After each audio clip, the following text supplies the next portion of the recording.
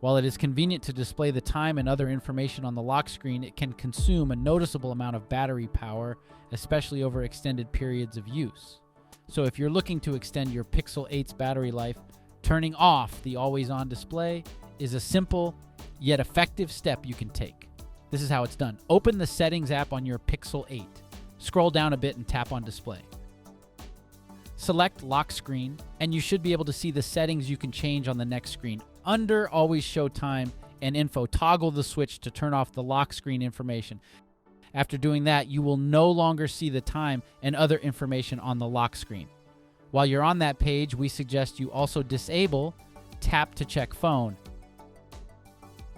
as well as the Lift to Check Phone feature. Both of these features use your device's sensors to turn on the display, whether you tap on it or lift the device itself. Another setting you have to disable if you need to conserve battery is Wake Screen for notifications. You can enable them back once your phone is sufficiently charged. We hope this guide can be helpful. Thanks for watching.